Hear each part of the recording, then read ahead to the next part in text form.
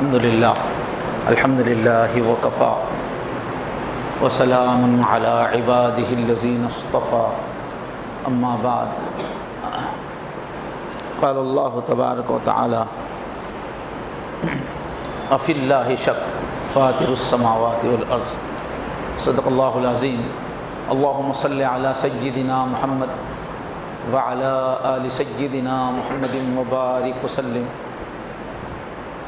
اللہم صلی علی سیدنا محمد وعلی آل سیدنا محمد مبارک وسلم اللہم صلی علی سیدنا محمد وعلی آل سیدنا محمد مبارک وسلم۔ بہت ہی احترام، عزت و اکرام کے لائق بزرگوں، عزیزوں اور دوستوں، گزشتہ جمعہ ایک اہم موضوع کی شروعات ہوئی ہے کہ اس وقت دنیا کے سارے انسانوں کو جو بھی پریشانیاں ہیں، جو بھی بے چینیاں ہیں، پوری قوم کو جو بھی پریشانیاں ہیں، اس کا اصل سبب ہے اللہ تعالیٰ کو ویسے نہیں پہچاننا جیسا کہ پہچاننا چاہیے، اور اللہ سے وہ رشتہ نہ بنانا جو کہ ہونا چاہیے۔ اسی کی وجہ سے ساری دنیا کے مسائل ہے۔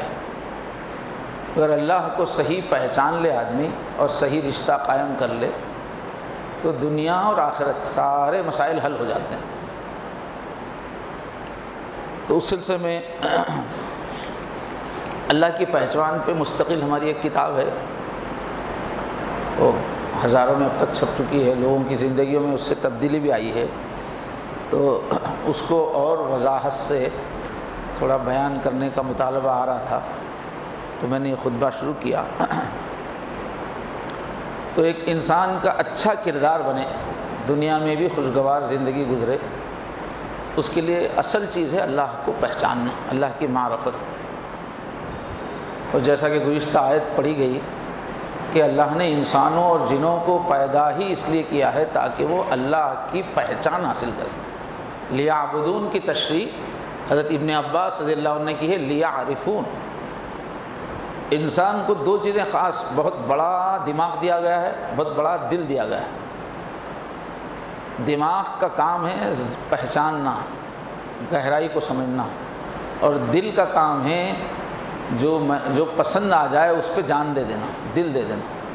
یہ دو طاقتیں ہیں، یہ اللہ نے اس لیے رکھی کہ ہزاروں پردوں میں چھپے ہوئے اللہ کو پہچانے آدمی، اس لیے اس کو ذہین بنایا گیا، اور پوری طرح اللہ پر قربان ہو جائے اس کے لیے یہ دل دیا گیا جو غیر معمولی محبت والا ہے۔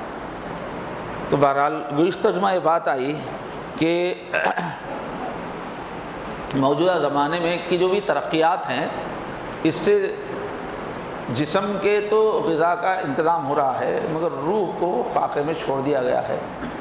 روح کو فاقہ ہونے کی وجہ سے دنیا میں کیا کیا نقصانات ہو رہے ہیں، کس طرح سے انسان پاگلوں کی طرح جی رہے ہیں، اس کی بات آئی تھی۔ پھر اس کے بعد یہ نقطہ آیا کہ سائنس کا جو ابتدائی دور شروع ہوا گزشتہ 300 سال پہلے، شروع میں انکار خدا کا بہت غلبہ رہا، خدا کچھ نہیں۔ جب پہلی مرتبہ یہ سائنس میں یہ چیز سامنے آئی کہ دنیا میں جو کچھ بھی ہو رہا ہے اس کے پیچھے ایک ریزن ہے۔ بارش ہو رہی ہے، پہلے کا آدمی سیدھے طور پہ کہتا تھا اللہ برسا رہے، اب کے انسان کو ریزن معلوم ہوا کہ بارش کیوں ہو رہی ہے، وہ بادلوں سے ہو رہی ہے۔ بادل کیسے بن رہے ہیں؟ تو بادل جو ہے سمندر کے اوپر جو سورج روزانہ اپنی روشنی ڈال رہا ہے، گرمی ڈال رہا ہے، اس گرمی سے پانی کے بخارات بن کر اوپر جا کے جمع ہو جاتے ہیں، اور پھر اس سے بادل بنتا ہے۔ اب اس کا بادل بننے کا ریزن معلوم ہوا۔ ہم تک کیسے آتا ہے بادل، اس کا بھی ہواؤں کا سسٹم معلوم ہوا۔ بجلی کیوں، اس کا بھی ہر ایک کا راز معلوم ہوا۔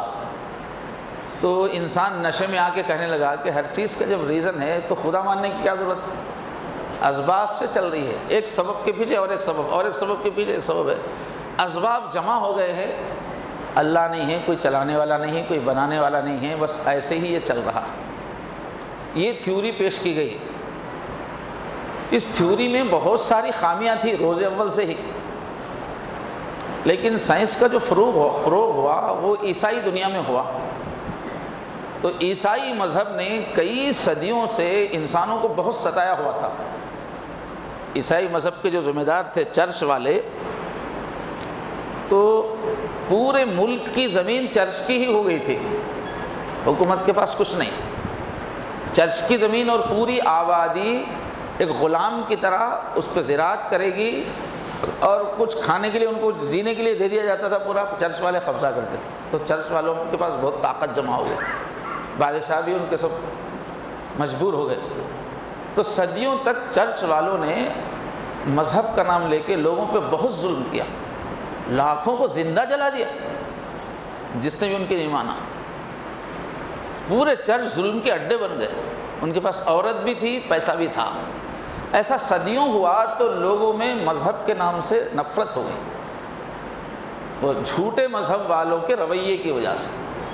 پھر ایک وقت ایسا آیا کہ بادشاہوں نے بھی ایک پالیسی بنا لی کہ ہم مذہب سے بغاوت کریں گے، اور اس عرصے میں اندر جو ہے مسلمانوں میں جو سائنس کا علم تھا وہ عیسائیوں نے 3 صدیوں تک سیکھا.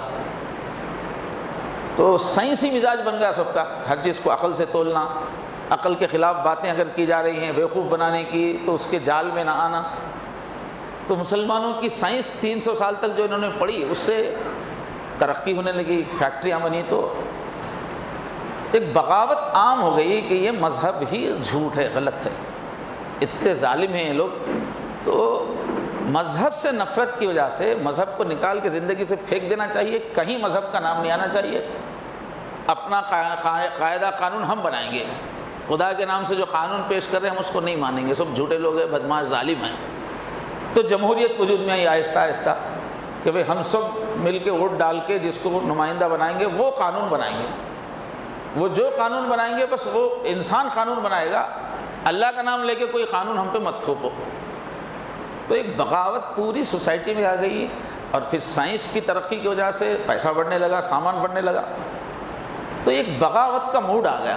اس میں جو بھی مذہب کے خلاف بات کی جاتی تھی وہ لوگوں کو اچھی لگتی تھی.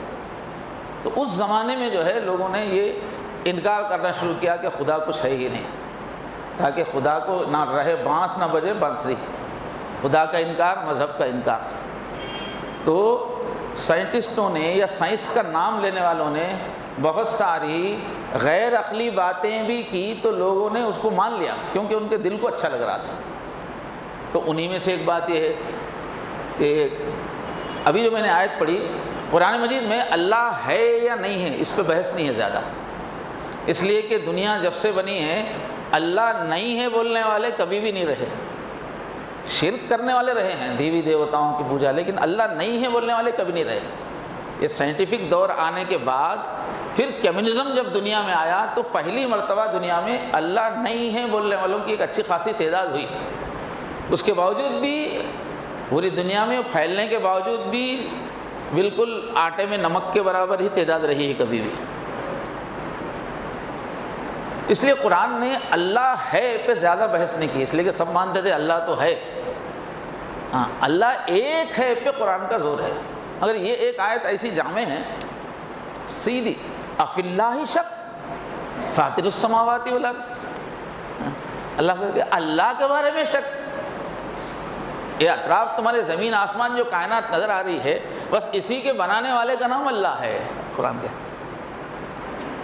اللہ نظر نہیں آ رہے ان کا تم انکار کر رہے ہو، کائنات کا تو انکار نہیں کر سکتے نا. زمین ہے، آسمان ہے، سورج ہے، چاند ہے، ہوا ہے، سمندر ہے، ہماری آنکھوں کے سامنے چھو کے دیکھو. اب یہ کائنات ہے تو کائنات کا کوئی بنانے والا ہے، جو بنانے والا ہے اسی کا نام اللہ ہے.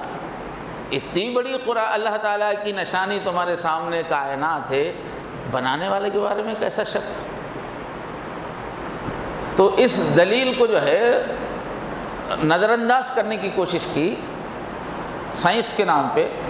کہا کہ بھائی ہم کائنات ہم کو سمجھ میں آ گئی، اس کو نہ کوئی بنانے والا بنایا، اچانک ایک بگ بینگ ایک دھماکہ ہوا، اتفاق سے بن گئی، کوئی بنانے والا نہیں تھا. شروع سے مادہ ہے، میٹیریل ہے، وہ حادثہ ہوا ہے، اس سے کائنات بن گئی. اب جو چل رہی ہے تو کوئی چلانے والا نہیں ہے، وہ خود ہی چل رہی ہے. اور وہ بولنے لگے کہ پہلے کے لوگ چونکہ ان کو ہر چیز کی گہرائی معلوم نہیں تھی، سائنس نہیں تھی، تو کچھ بھی ہوا تو اللہ کیا بولتے تھے وہ لوگ، مگر اب ہم کو ہر چیز کی وجہ معلوم ہو گئی۔ تو یہ بات بالکل ادھوری تھی، ناقص بات ہے، لیکن چونکہ دل پہلے سے ٹیڑھے تھے تو اس کو لے لیا انہوں نے۔ کائنات کی مشینی تشریح کہ ایک مشین جس طرح سے خودکار مشین چلتی ہے ایسی کائنات چل رہی ہے، کوئی خدا نہیں ہے، یہ انہوں نے کہا دوہرا کرے۔ مگر یہ بالکل مثال بھی میں نے دی، جو انکار خدا اور مادیت پرستی کا جو امام گزرا ہے جولین ہیکسلے، بہت معروف ہے اس دنیا میں، اس نے ایک ایسی بے تکی دلیل دی وہ سب کی زبانوں پہ چلنے لگی۔ اس نے بے تکی بات یہ کہی کہ یہ کائنات ایسے ہی بن گئی، کوئی بنانے والا نہیں ہے، خالی میٹیریل تھا، مادہ تھا، اندھا مادہ، اس کا کوئی ارادہ نہیں، اس کی کوئی پلاننگ نہیں، مادہ تھا، مادہ ہی اس کا وہ حرکت جو ہوئی بگ بینگ سے، اب وہ حرکت میں حرکت پیدا ہوتی گئی، اس طرح سے یہ کائنات بن گئی، ویسے ہی چل رہی ہے۔ تو اس نے مثال دی کہ ایک 6 بندروں کو ٹائپ رائٹر مشین دے کے بٹھا دو، اب ان کو کوئی علم تو نہیں، بس اب مار رہے ہیں، وہ ٹائپ رائٹر مشین پہ مار رہے ہیں، کاغذات کے اوپر چھپ کے کاغذ نکلتے جا رہے ہیں۔ تو اس نے کہا کہ اگر کئی ارب سال تک وہ 6 بندر اگر مارتے بیٹھیں تو ہو سکتا ہے اس میں سے ایک کاغذ ایسا بھی نکل جائے جس میں علامہ اقبال کی نظم تیار ہو، شیکسپیئر کی نظم تیار ہو، ایسا ہو سکتا ہے، ایسا ہوا ہے۔ وہ بندروں کو نہ عربی آتی نہ انگلش آتی نہ کوئی، مگر خالی مارتے وہ بن گئی، ایسے یہ کائنات بن گئی۔ یہ دلیل دیتے رہتے تھے، بڑے بڑے سائنٹسٹ پڑھتے تھے، بڑے بال بھجکڑے بولتے ہیں، لیکن یہ دلیل کیا ہے؟ دلیل کچھ بھی نہیں ہے، یہ بیکار کی باتیں ہیں، الفاظ ہے خالی۔ وہاں آپ پھر بندر کو مان رہے ہیں، آپ پہلے سے بندر چاہیے، ٹائپ رائٹر چاہیے، اس کے بعد آپ جو ہے شیکسپیئر کی نظم مان رہے ہیں۔ وہ بندر کہاں سے آئے گا؟ اگر کوئی پیدا کرنے والا ہے ہی نہیں تو بندر کہاں سے لائیں گے آپ؟ لیکن یہ دلیل بہت زمانے تک لوگ بتاتے رہے۔ اب انہوں نے جو کائنات میں کہا کہ یہ کوئی اس کا چلانے والا بھی نہیں ہے، بنانے والا بھی نہیں ہے، ایک دھماکہ ہوا تھا، اس کے بعد ایکشن ریئیکشن میں سب بن گئی، اس کے پیچھے کوئی دماغ نہیں ہے، کوئی چلانے والا نہیں ہے، کسی کو بھی منصوبہ نہیں ہے، بس اندھی چل رہی ہے یہ۔ تو یہ جو تشریح ہے، یہ ابھی جو کائنات ہمارے سامنے ہے اس میں یہ سوٹیبل نہیں ہے، جمتی نہیں ہے، اس لیے کہ ہمارے اطراف جو کائنات ہے وہی قرآن کی بات، آسمان اور زمین، افی اللہ شک فاطر السماوات والارض، زمین پہ غور کرو، آسمان پہ غور کرو، میں سمجھ میں آ جاؤں گا، بول رہے اللہ تعالیٰ، اسی کی تھوڑی آج تشریح۔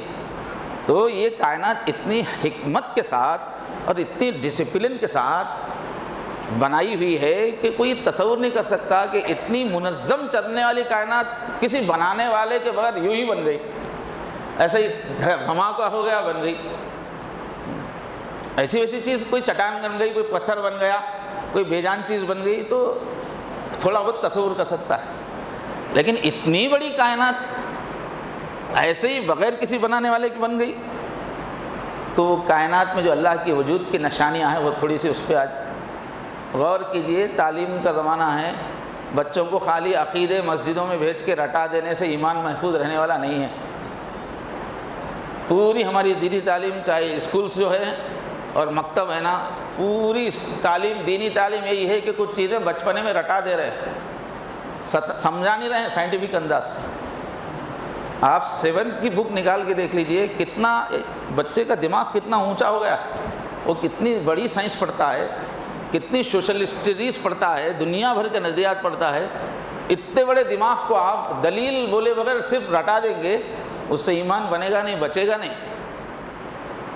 دلائل کے ساتھ سمجھانے کی ضرورت ہے، اس لیے کہ ذہن ہی ویسا بنا ہوا ہے تعلیم یافتہ لوگوں کا۔ تو اللہ نے فرمایا زمین پہ دیکھو، تو دیکھیے ایک ایک چیز بتاتی ہے کہ بغیر ایک بڑا دماغ ہے اس کائنات کے پیچھے، بڑا دماغ نہیں ہے تو یہ نہیں چل سکتی۔ کائنات تو اندھی بہری ہے، اس میں تو کوئی عقل نہیں ہے، تو ایک عقل والا ماننا پڑے گا۔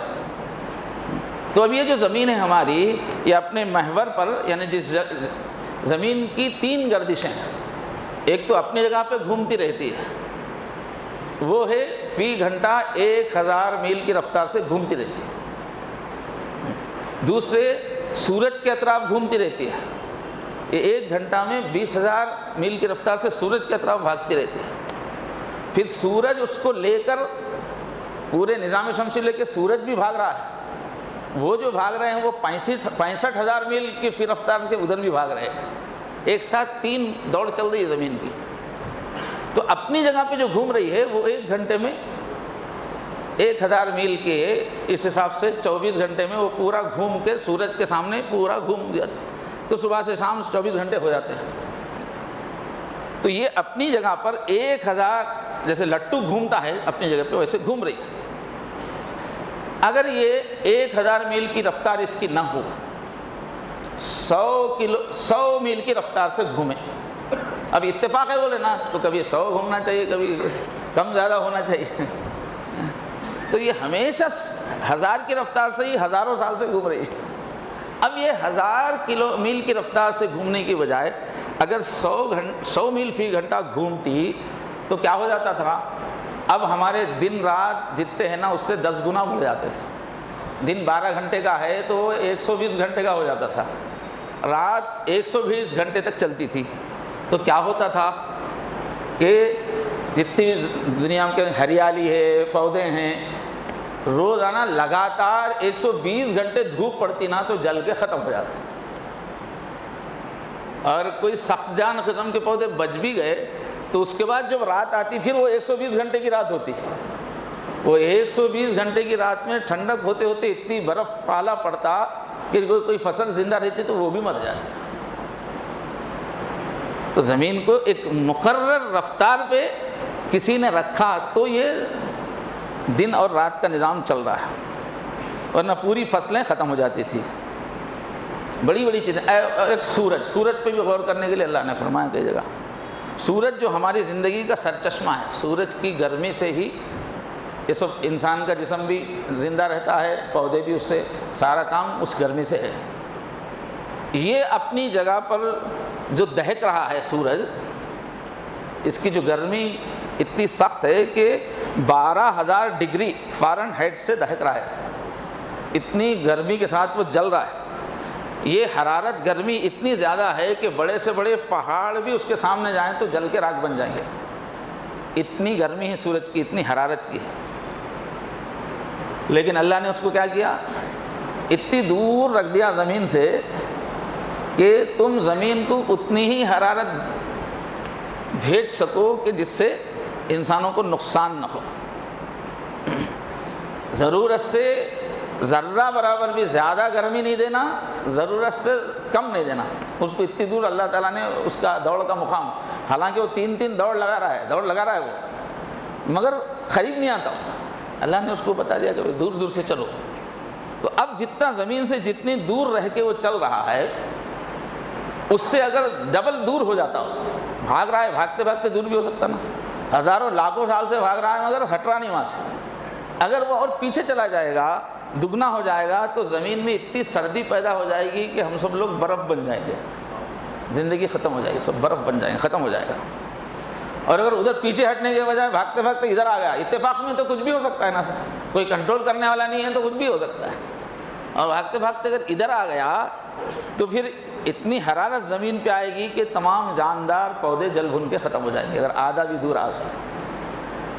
تو بغیر خدا کے کنٹرول کے کیسے چلے گا؟ اتفاق سے سب ہوگا کیسے؟ اور ایک دیکھیے عجوبہ، یہ جو زمین کا کرہ کے معنی گیند، انڈے کی ٹائپ کا ہے، تو یہ جو گھوم رہی ہے زمین سیدھے نہیں جا رہی ہے، سورج کے اطراف جو گھوم رہی ہے سیدھا کھڑے کے نہیں جا رہی، وہ ذرا یوں جھک کے جا رہی ہے، 3 اس کی گردش چل رہی ہے، مگر اللہ نے حکم دیا ذرا یوں جھک کے چلو، 23 ڈگری جھکی ہوئی ہے، وہ سیدھا رہنے کے بجائے یوں جھک کے چلتی ہے سورج کے سامنے۔ اللہ نے حکم دیا ہے کہ کتنا دوڑو مگر یہ جھکاؤ برابر رہے، جھک کے چلنا، سیدھی نہیں ہونا۔ اگر وہ زمین جھکنے کے بجائے اگر سیدھی ہو کے چلے گی تو یہ سارے موسم ختم ہو گئے، گرما سرما بارش سب ختم ہو جائے گا۔ اس کے جھک کے چلنے کی وجہ سے ہی سورج کی روشنی سے پھر سمندر میں جو بھاپ بن رہی ہے وہ ایک ایریے میں رہ کے بعد میں بارش بنتی ہے جھک کے چلنے سے. اگر سیدھا ہو کے چلے گی تو وہ جو بھاپ بن رہی ہے وہ جنوب اور شمال میں چلی جائے گی, پھر یہ بارشوں کا نظام سب ختم ہو جائے گا.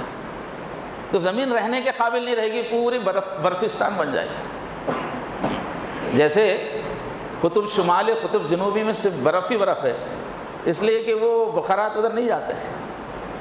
ایسا اگر یہ جھکتی نہیں تو پوری زمین سے ہی نکل کے چلے جاتے تھے وہ بخارات, تو پوری زمین ہی برف والی ہو جاتی تھی. اس میں نہ کوئی کھیتی ہو سکتی تھی اور جو ہے نہ انسان جی سکتے تھے.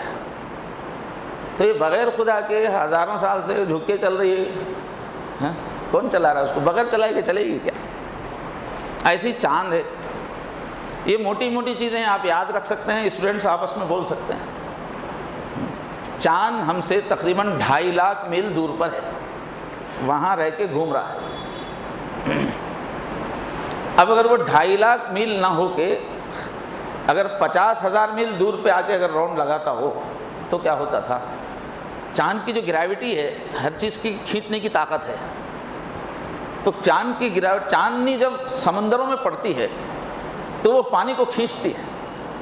چاندنی راتوں میں چاند کا پانی کھینچ کے ساحلوں میں اندر تک چلے جاتا ہے اوپر اٹھنے کی وجہ سے. پھر جیسے ہی اس کی گریوٹی ختم ہوتی ہے صبح میں, تو وہ پھر پانی پھر پھیل جاتا ہے. تو سمندروں میں مد و جزر چلتا رہتا ہے. جب چاندنی کی گریوٹی کی حد میں آتا ہے پانی تو کھینچتا ہے, جب گریوٹی کی حد سے نکل جاتا ہے تو پھیل جاتا ہے. یہ جو ہے سمندر کا پانی ایسا چل رہا ہے.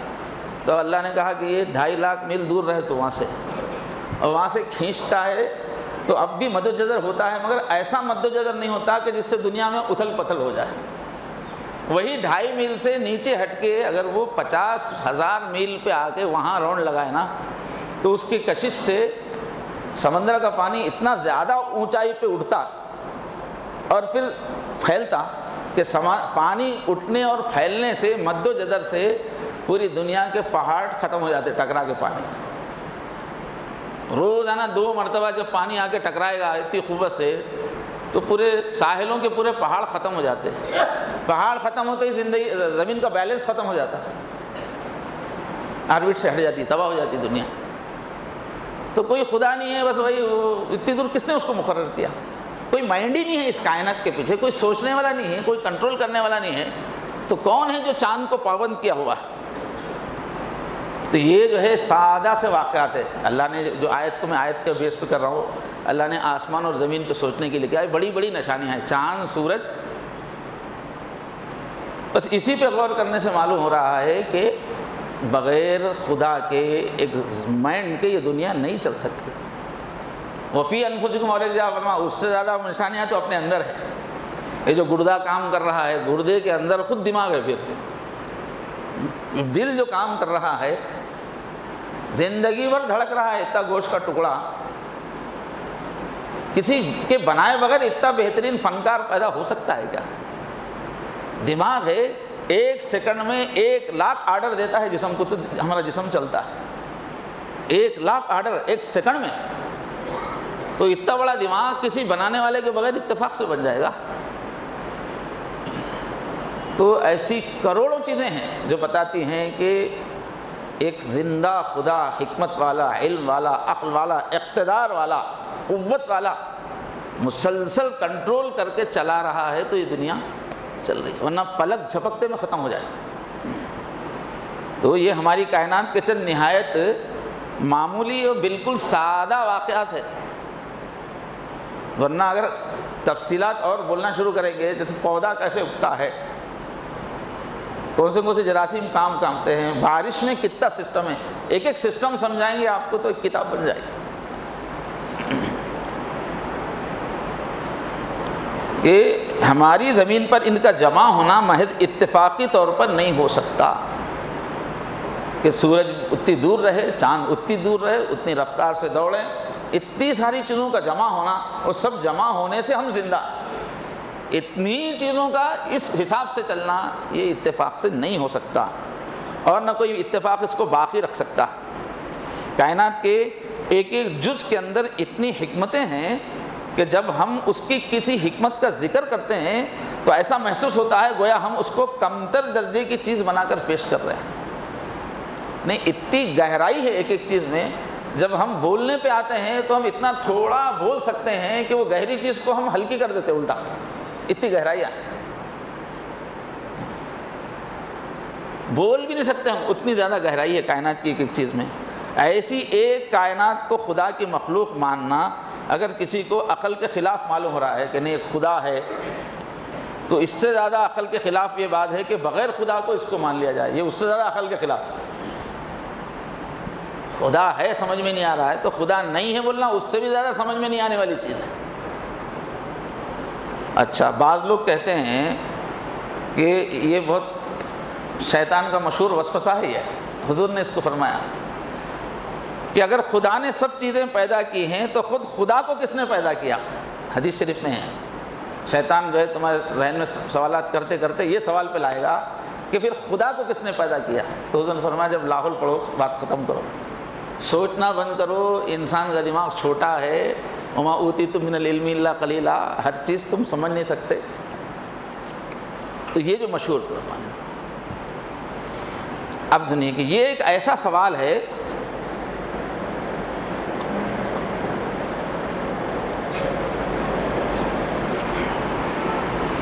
جو ہر حال میں پیدا ہوتا ہے.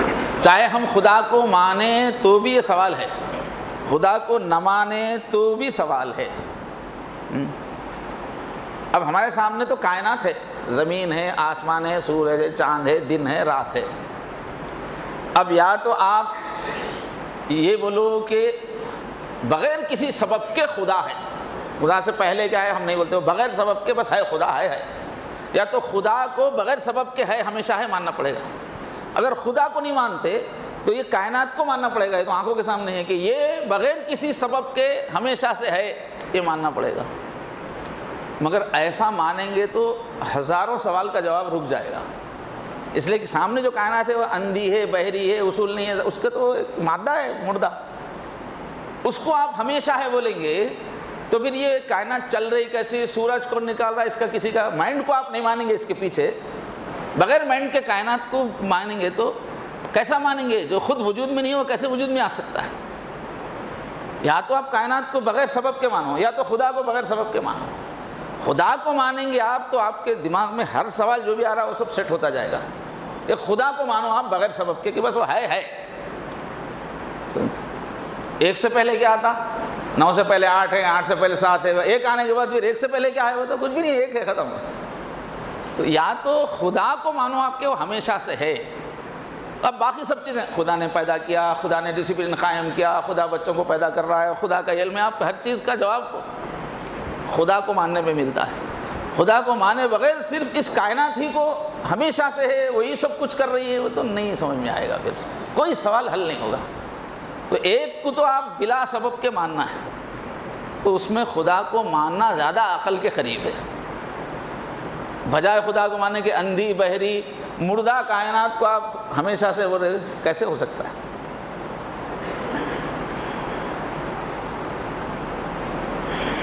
اچھا، بعض دنیا میں ایسے لوگ بھی ہیں فلسفہ تشکیک بولتے ہیں. بعض فلاسفر سے وہ بولتے کہ کچھ بھی نہیں ہے، بولتے زمین نہیں ہے، آسمان نہیں ہے، یہ دیوار نہیں، کچھ بھی نہیں ہے، تمہارے دماغ کا کھیل ہے بولتے وہ لوگ.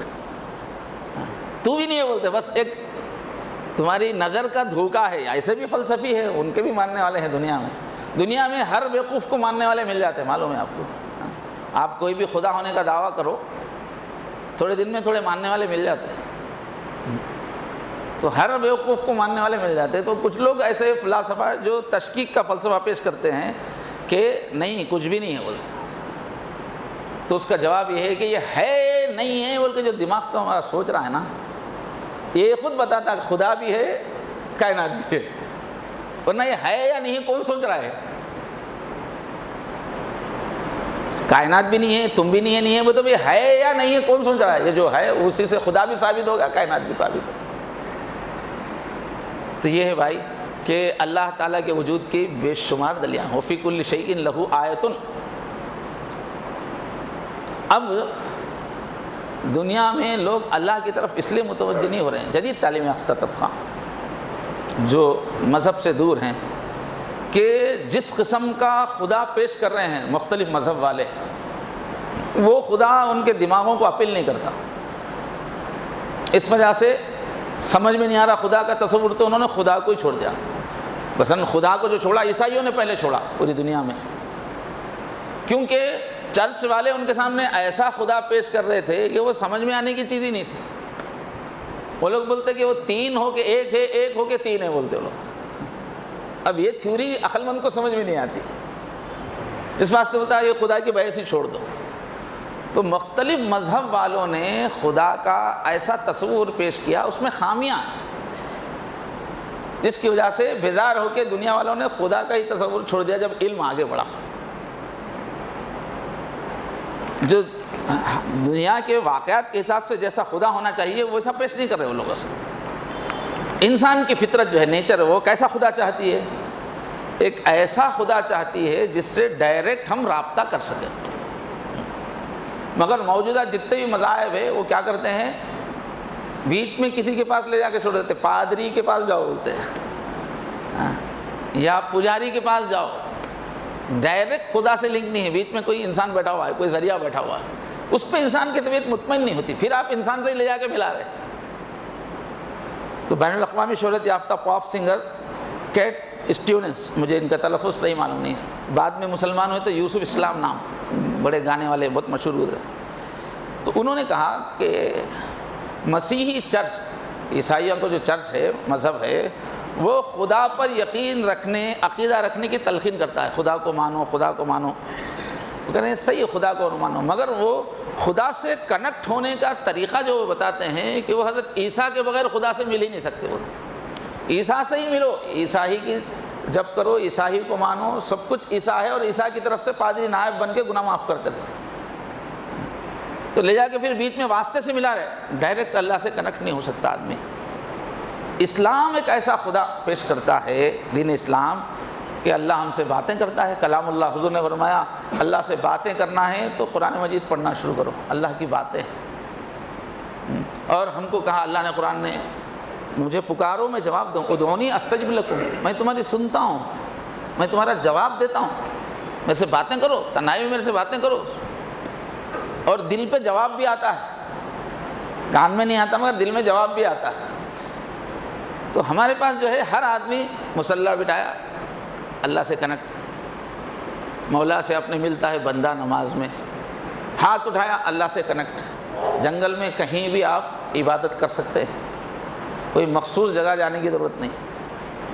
اور جو بھی دل سے پکارے گا فوراً اللہ تعالیٰ سے اس کا کنیکشن ہو جائے گا. دوسرے مذہبوں میں ایسا نہیں ہے، ڈائریکٹ خدا سے کنیکشن نہیں. اچھا، کوئی مذہب ایک ایسا خدا پیش کر رہا ہے کہ انسان کی طلب کے خلاف ہے.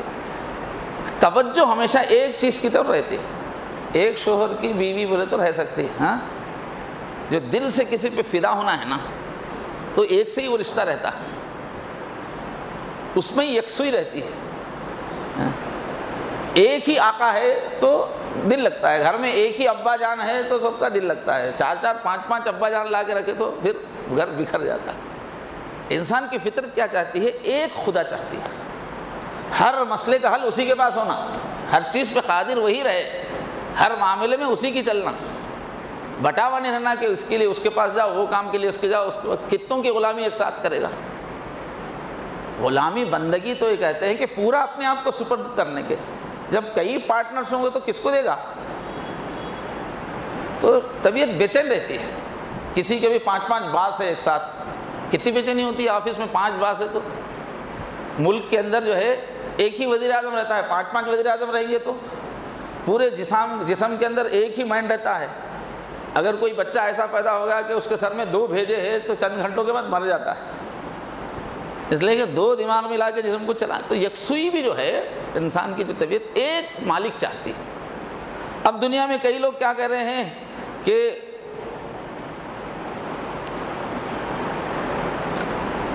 کئی چیزیں پیش کرے ہوئے، یہ بھی خدا ہے، یہ بھی خدا ہے، یہ بھی خدا ہے.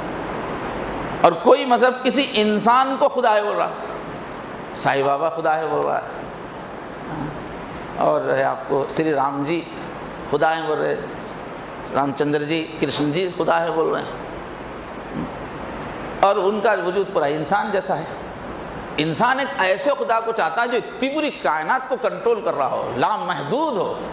تم ہمارے جیسے ایک 5 فٹ کے آدمی کو جو کھانا بھی پڑ رہا ہے، اس کو بیماریاں بھی آ رہی ہے، اس کو دشمن بھی ستا رہے، رو بھی رہا ہے وہ، اس کو آپ بول رہے خدا مانو، تو انسان کو تسلی کیسے ہوگی؟ انسان تو اپنے سے بہت بڑے ہستی کو، انسان سے ہٹ کے جو بڑی ہستی کو ماننا چاہتا ہے۔ تم ایسی ہستی پیش کر رہے ہو جس کے اندر ہزاروں کمزوریاں۔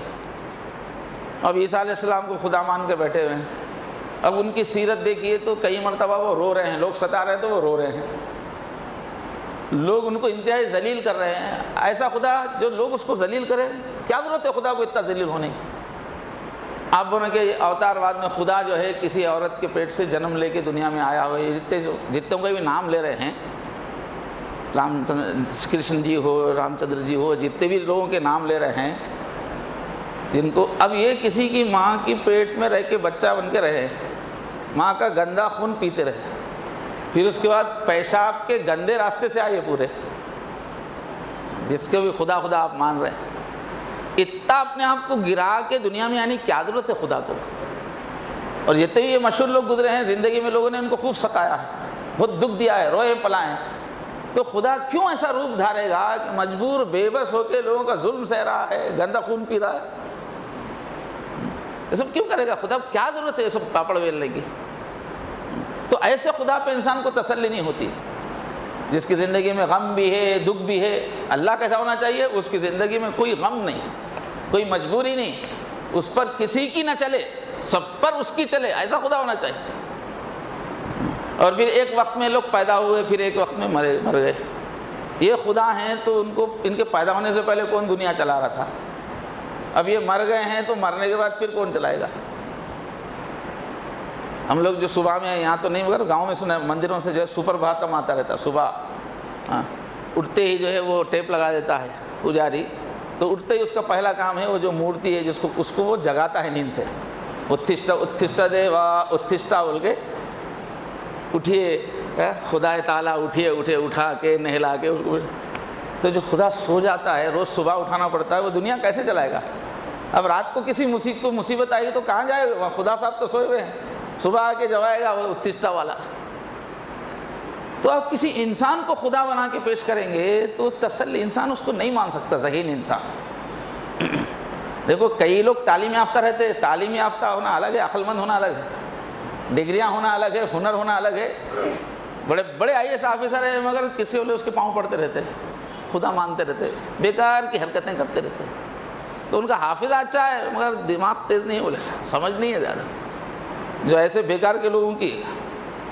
تو انسان یہ چاہتا ہے کہ انسان جیسا نہ ہو خدا، وہ بہت اعلیٰ ہو۔ کچھ لوگ ایسے بھی ہیں فلسفے والے دنیا میں، وہ بولتے ہیں کہ نہیں بھائی، خدا بس ایک اسپرٹ ہے، ایک روح ہے، وہ کسی سے بات نہیں کرتا، کسی کی سنتا نہیں، کسی کی دعا سنتا نہیں، وہ کچھ وہ پلاننگ چلا نہیں رہا ہے، مگر ایک ہے طاقت، جیسے کرنٹ کی ایک طاقت ہے، ایتھر بولتے ہیں وہ لوگ، یا گریوٹی ہے، زمین جو کھینچ رہی ہر چیز، اور یہی خدا ہے۔ اب وہ گریوٹی ایسی ہے، اس سے بات نہیں کر سکتے، اس سے دعا نہیں کر سکتے، کچھ بھی نہیں کر سکتے۔ ایسا خدا جس میں نہ عقل ہے نہ جان ہے، بس ایک خالی ایک طاقت ہے، وہ ایسے لوگوں کو اس کائنات کا خدا باز مانتے ہیں۔ تو ایسا خدا کا انسان کی روح اس کو تسلیم نہیں کرتی۔ اور عجیب بات ہے، ایک ایسی آپ گریوٹی کو، ایسی طاقت کو مان رہے جس میں سننے کی طاقت نہیں ہے، بولنے کی طاقت نہیں ہے، جذبات نہیں ہے، خالی ایک طاقت ہے۔ وہ طاقت ہمارے جیسے انسان کو پیدا کرے گا جس کے اندر سننے کی طاقت ہے، بولنے کی طاقت ہے، جذبات ہے، پلاننگ ہے، جو صرف یہ سب چیزوں سے محروم ہے، وہ اتنی صلاحیت والا انسان پیدا کر سکتا ہے کیا؟ تو ایسے ایسے خدا لوگ پیش کر رہے دنیا میں تھیوریز، اس وجہ سے دنیا خدا سے دور ہو رہی۔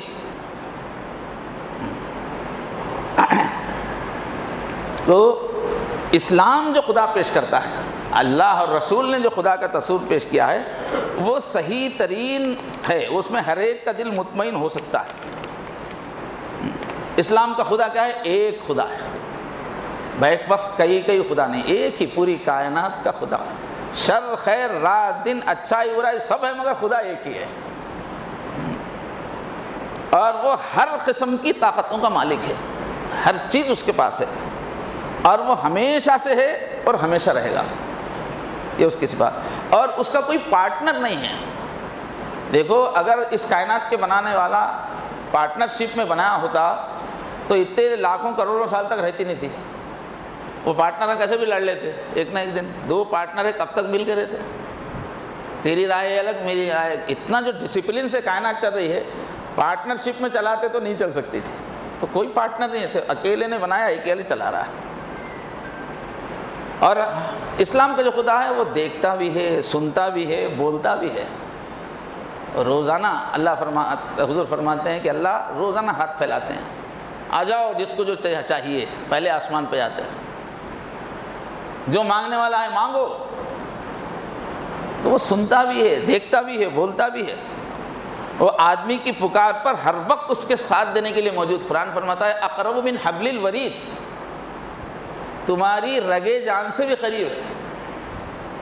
وہ دور نہیں کہ جس کو بلانا مشکل, رگے جان سے بھی قریب ہے. تم سے تمہاری جان جتنی قریب ہے نا اس سے بھی قریب ہے وہ, اپنے علم کے اعتبار سے. اس وجہ سے ہر وقت اس سے ربط قائم ہو سکتا ہے. ایک مرتبہ سفر میں صحابہ ذکر کر رہے تھے تو جوش میں زور سے کرنے لگے سفر میں. حضور نے فرمایا یہ جو تم لوگ اتنے زور زور سے بلا رہے ہو, کسی بہرے کو بلا رہے ہو کیا, یا کسی غائب کو بلا رہے ہو کیا؟ کوئی بہت دور ہے تو چیخنا پڑتا ہے, کوئی ذرا بہرا ہے تو سننا پڑتا ہے. ارے تمہاری رگے جان سے قریب ہے وہ, اتنا چیخنے کی ضرورت کیا ہے؟ حضور نے روک دیا. اتنا قریب ہے اللہ تعالیٰ, اقرب من حبل الورید. اس لیے کبھی بھی اس سے رابطہ, اور وہ ایسا خدا ہے کہ ہر چیز اس کی قدرت میں ہے. انہیں کہ ہزاروں دروں پہ جانا پڑ رہا ہے, جنات کی بھی طاقت, عاملوں کی بھی طاقت, ہزاروں کی طاقت مان کر کے ہزاروں کی غلامی کر رہے. ایک کو پکڑ لو سب طاقت اسی کے پاس. وہ موت سے پہلے کے مرحلے میں بھی آدمی کا مددگار ہے اور موت کے بعد بھی. تو بہرحال اللہ کا جو تصور ہے اسلام میں بہت کامل ہے, جس میں عقل پوری طرح مطمئن ہوتی ہے, انسان کی فطرت پوری طرح مطمئن ہوتی ہے. اور آج کے زمانے کو دینے کے لیے ہمارے پاس سب سے قیمتی چیز یہی کہ اللہ کیا ہے اس کو سمجھاؤ, اس کے سارے مسئلوں کا حل ہو جائے گا انسانیت. دجال کے بارے میں کیا فرمایا؟ اس کی پیشانی پہ ہوگا کافر. تو یہ دور دجال کا دور ہے, دجال تو آیا نہیں مگر دور اسی کا ہے. اس زمانے کی پیشانی پہ لکھا ہے کافر, اللہ سے جڑنا نہیں چاہتے, منمانی کرنا چاہتے ہیں. اللہ سے کاٹنے والا دور ہے یہ, اور اللہ سے جڑنے میں ہی انسان کی فلاح ہے. پیڑ سے جب پتا ٹوٹے ہے آوارہ ہو جائے, میں بھی پھروں ہوں مارا مارا چھوڑ کے تیرے دامن کو. پیڑ سے جب پتا ٹوٹ جائے آوارہ ہو جائے. تو اللہ سے جب بھی کٹے گا انسان سوائے پریشانی بربادی کے کچھ نہیں ہے. تو ضرورت اس بات کی ہے کہ ہمارے جو تعلیم یافتہ نوجوان ہیں اچھی طرح اللہ تعالیٰ کو سمجھیں اور سمجھائیں. تو انشاءاللہ مختلف خطبوں میں اللہ کی مختلف صفات کو بیان کیا جائے گا. اس سے انشاءاللہ ہماری روح کو بڑی طاقت ملے گی. اللہ تبارک و تعالیٰ ہم سب کو اپنی سچی پہچان نصیب فرمائے, سچا تعلق نصیب فرمائے. وآخر دعوانا الحمدللہ رب العالمین. پڑھ لیجیے سنتیں جو بس باقی ہے تو جلدی سے, باقی تو پڑھی آتے ہی پڑھنا ہے سر. البتہ مجھے آتے ہی خطبہ دینا رہتا ہے تو میں 2 رکعت پڑھ کے بیٹھ جاتا ہوں, میں پڑھ لوں.